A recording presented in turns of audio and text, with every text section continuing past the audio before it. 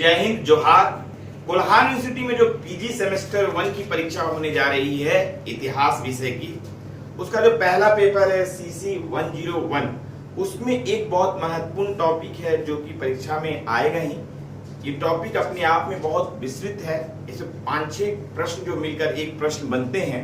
तो ये क्या है ये मैं बताने जा रहा हूँ। प्रश्न इस प्रकार का हो सकता है कि इतिहास क्या है, इतिहास का महत्व क्या है, इतिहास की प्रकृति क्या है, इसका विशेषता क्या है, इतिहास एक विज्ञान और कला का समावेश है, इतिहास जो है आपको किस तरह से किन स्रोतों पे आधारित है, वो मिलकर एक प्रश्न बनता है। तो इसका हमने चर्चा किया है जिससे कि आप क्वेश्चन का आंसर बड़े स्तर पे लिखें और समझ भी विकसित करें। तो पहला जो प्रश्न है, इतिहास क्या है। तो इतिहास जो है इति प्लस ह प्लस हास, इसका अर्थ निकलता है निश्चित रूप से ऐसा हुआ। मतलब कोई घटना जो है कि निश्चित रूप से घटित हुई है वो इतिहास है, यानी अतीत की कोई घटना है वही इतिहास है। तो इतिहास क्यों पढ़ेंगे, क्या आवश्यकता पड़ गई। इसमें बहुत सारे विद्वानों ने इतिहास के संबंधित जो है अपनी अपनी जो है परिभाषाएं दी हैं। कुछ विद्वानों का कहना है कि इतिहास घटनाओं का विशेष एवं बोधगम्य विवरण है।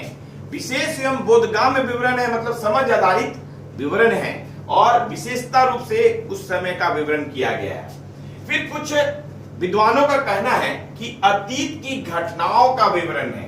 तो अतीत की घटनाओं का विवरण इतिहास है। तो अतीत में जैसे कि मौर्य काल है, तो उस समय जो मौर्य काल की सामाजिक, आर्थिक, राजनीतिक, धार्मिक, सांस्कृतिक और व्यापारिक कैसे संबंध थे, कैसा व्यवहार था, कैसी स्थितियां थी, वो सारा चीज का अध्ययन करना ही इतिहास है। तो इतिहास केवल अतीत की घटना नहीं है, इतिहास अतीत में जो सारे अवयव हैं, जो कारक हैं, उन सब का अध्ययन करना है। इतिहास जो है सामाजिक, आर्थिक, धार्मिक, सांस्कृतिक, राजनीतिक, समसामयिक, प्रशासनिक और भी सभी चीजों का अध्ययन करना ही इतिहास कहा जाता है। लेकिन इतिहास का अध्ययन क्यों करेंगे। फिर इतिहासकारों ने परिभाषा को बदला और फिर मैं अपनी परिभाषा आपको बताऊंगा इतिहास के बारे में। तो फिर एक इतिहासकार बोलते हैं कि इतिहास को याद कर वर्तमान से उसकी तुलना करना।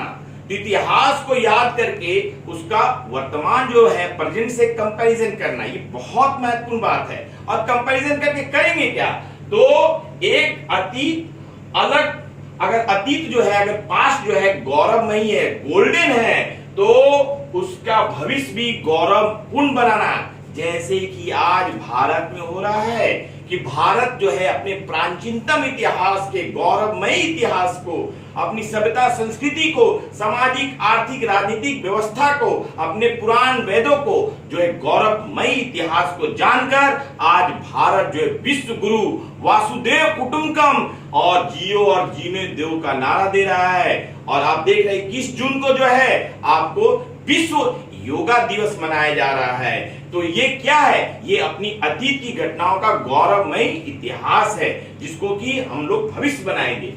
और मेरी जो परिभाषा है, आप देखिए इतिहास के प्रति मैंने जो परिभाषा बनाया है कि अतीत की घटनाओं से प्रेरणा लेकर और उसका समझ निर्धारित कर और आपको उसके जो है कि विकसित कर वर्तमान में सुधार लाना, वर्तमान में सुधार लाकर अच्छी चीजों को अपनाकर भविष्य को उज्जवल बनाना। ये एक सिविल सर्वेंट, एक IAS ऑफिसर का काम है, DM का काम है, SP का काम है कि आप जो है जिस क्षेत्र में, जिस जिला में आप नियुक्त हुए हो, वहां की अतीत की घटनाएं कैसी है, वहां कैसा परिस्थितियां हैं, कैसी सामाजिक, आर्थिक और पर्यावरणीय समस्याएं हैं, उसकी घटनाओं को आप जो है देखें और वर्तमान में उसको समझकर और उस पे कार्य करके आप उसमें सुधार लाकर आप जो है अच्छी चीजों को अपनाकर वहां के क्षेत्र का विकास करें, भविष्य को उज्जवल बनाएं। ये मेरी परिभाषा है इतिहास के प्रति, तो इसको भी आप लोग ध्यान दीजिएगा। अब हम लोग देख रहे हैं कि इतिहास जो है विज्ञान एवं कला का समावेश है। इतिहास जो है एक साइंस भी है और एक आर्ट भी है और इसका संबंध जो है सभी विषयों से है। कौन कौन से विषयों से है? मानव शास्त्र से है और धर्म शास्त्र, नीति शास्त्र, समाज शास्त्र, अर्थशास्त्र, सैनिक शास्त्र, राजनीतिक शास्त्र, राजनयिक शास्त्र, धार्मिक सांस्कृतिक शास्त्र, सभी शास्त्रों का अध्ययन इसमें किया जाता है। तो इतिहास एक जननी है इन विषयों का, जन्मदाता है इन विषयों का, आपको ध्यान रखना होगा। इतिहास में हम लोग अध्ययन क्या करेंगे? भौगोलिक आर्थिक वातावरण का, भूमि व्यवस्था का, उद्योग व्यापार का, प्रशासनिक व्यवस्था का, धार्मिक सांस्कृतिक कार्यों का, कृषि का, पर्यावरण का, अंतर्राष्ट्रीय व्यापार का, सब चीज का अध्ययन करना ही इतिहास का काम है। अब इतिहास की जो प्रकृति है, इतिहास का जो नेचर है, वो कैसे इतिहास लिखा जाता है, ये बहुत महत्वपूर्ण है।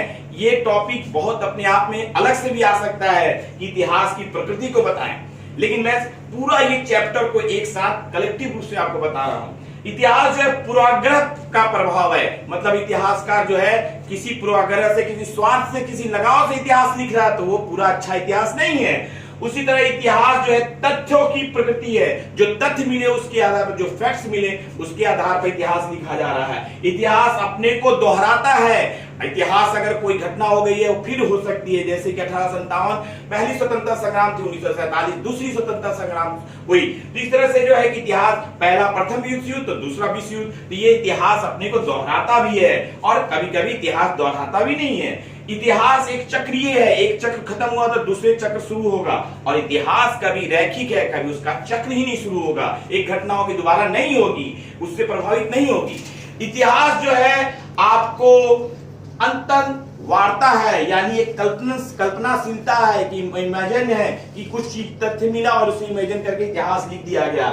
इतिहास जो है आपको समसामयिक प्रकृति है, मतलब करंट जो उस समय, जैसे कि आपको शेराजवा हत्याकांड जो है समसामयिक प्रकृति, जैसे चर्बी वाला कारतूस जो है शेराजवा हत्याकांड प्रथम विश्व युद्ध का कारण हुआ, उसी तरह आपको चर्बी वाली कारतूस जो है समसामयिक प्रकृति के कारण जो है 1857 का विद्रोह हुआ। इसी तरह इतिहासकारों द्वारा अपना जो है महत्व का आकलन करते हैं, उसकी घटना का महत्व जो है उसका आकलन किया जाता है। फिर इतिहास जो है चमत्कार को आधार पे है, जैसे कि उपनिवेश से चमत्कार होकर भारत स्वतंत्र हुआ तो एक चमत्कारी इतिहासकार हुआ। तो इतिहास में जो है चमत्कार का भी आधार है। तो ये कुछ प्रकृतियां हैं, आप इसको पढ़िए और लिखिए तो ये आपको इतिहास का प्रकृति हो जाता है। फिर इतिहास का महत्व क्या है? तो इतिहास का महत्व अतीत की घटना को जानकारी से वर्तमान को ठीक कर एवं भविष्य का निर्माण एवं दिशा निर्देश देना इतिहास का महत्व है। इसके बाद इतिहासकार का जो निर्णय होता है लचीला और विषय परक होता है और ये परिवर्तनशील भी होता है। आप देखिएगा कि मोहम्मद बिन तुगलक को जो है पागल सुल्तान कहते थे, अब लेकिन बहुत समझदार, दूरदर्शी और योग्यतापूर्ण सुल्तान कहते हैं। उसी तरह आपको देखिए कि औरंगजेब को जो है कि बहुत कट्टर और हिंदू विरोधी कहते थे, लेकिन आज बोलते हैं कि वो बहुत ही संयमित और अपने साम्राज्य को विस्तार किया और उसने सारे जो है कि गलत चीजों को बंद करके साम्राज्य का बहुत ही ज्यादा विस्तार करके लाभ किया। तो इस तरह से औरंगजेब को अच्छे समझा जाता है, औरंगजेब को अच्छा बोला जाता है, मोहम्मद बिन तुगलक को अच्छा बोला जाता है। इतिहास में परिवर्तन हो रहा है, नए नए तथ्यों से इतिहास का नए नए चीजों को ला रहे हैं। इसके बाद देख रहे हैं कि सिंधु घाटी सभ्यता के नए नए स्थल खुल रहे हैं। एक दिन जब सिंधु घाटी सभ्यता की लिपि हमें पता चलेगी तो और बहुत अच्छा से हम लोग जान पाएंगे। इतिहास हमेशा लचीला है, परिवर्तनशील है, विषय परक है और वैज्ञानिक प्रतीकों एवं ग्राफों का आधार। इतिहास में आज वैज्ञानिकता आ रही है, ग्राफ आ रहे हैं, सांख्यिकी आ रही है। तो इस तरह से इतिहास एक विज्ञान होता जा रहा है। इतिहास विज्ञान है, इसका तार्किक प्रस्तुतिकरण हो रहा है। आजकल तथ्यों के आधार पर उस पर बहुत सारा डिस्कशन के बाद आप देखिए एनसीईआरटी की पुस्तकें, इग्नू की पुस्तकें, इतिहास में बहुत सारे इतिहासकारों के द्वारा लिखा जाता है। एक सामान्य जो भावना बना के लिखी जाती है। इसके बाद हम लोग देख रहे हैं इतिहास के दो महत्वपूर्ण स्रोत है, प्रधान स्रोत या मौलिक स्रोत जो उस समय इतिहासकार ने लिखा है पुस्तक, उस समय जो लिखा है पुस्तक वो है प्रधान स्रोत। जैसे अभिलेख, काव्य शास्त्र, महापुराण, ये सब जो है लिखा हुआ है, ये वेद, आपको स्मृति, ब्राह्मण और जो ऐतिहासिक जो है इतिहासकार जो है उसने जो अपने लिखा है उसको प्रधान स्रोत या मौलिक स्रोत कहेंगे। दूसरा है गौण स्रोत। गौण स्रोत उस स्रोतों के आधार पर जो नई पुस्तकें, जो प्रिंटिंग प्रेस में पुस्तकें छप रही हैं, वो है गौण स्रोत, जो बाद में लिखा गया है, जो कि बहुत ज्यादा ऑथेंटिक नहीं हो सकता, उसमें परिवर्तन भी हो सकता है। तो ये दो महत्वपूर्ण स्रोत हैं। ये प्रश्न को मैंने बहुत विस्तार पूर्वक बताया। इस प्रश्न की तैयारी कीजिए, ये प्रश्न जैसे भी आएगा ही आएगा।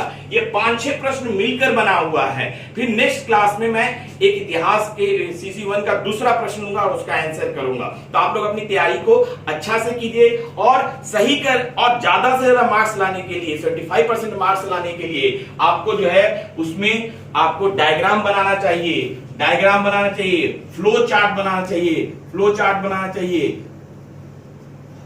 हो सके तो आप जो है निष्कर्ष तो सब में अच्छे से लिखिए, हैंडराइटिंग अच्छी होनी चाहिए, पैराग्राफ चेंज करके अपनी बातों को लिखना चाहिए, और कम से कम 500 शब्द में आंसर को, लॉन्ग आंसर को लिखिए। तो इससे आपको 75% से 80% तक नंबर आ जाएगा। अपने चीजों में थोड़ा सा मौलिकता लाइए तो आपको बहुत ही नंबर आएंगे, और जो चीज लिख रहे हैं उसको सरल शब्दों में लिखने के साथ साथ जो है उसको आप डायग्राम से प्रस्तुत कीजिए और फिर लिखिए, तो बहुत ही अच्छा नंबर आप लोगों को आएगा। तो आप लोगों को बहुत सारी शुभकामनाएं जी, और आप लोग तैयारी बहुत मेहनत से करें, और सभी लोग जो है कि 75-80% नंबर लाएं, जिनसे कि उनका भविष्य और उज्जवल हो, और वो आगे जो है नेट JRF और असिस्टेंट प्रोफेसर बनने के लिए एलिजिबल हो।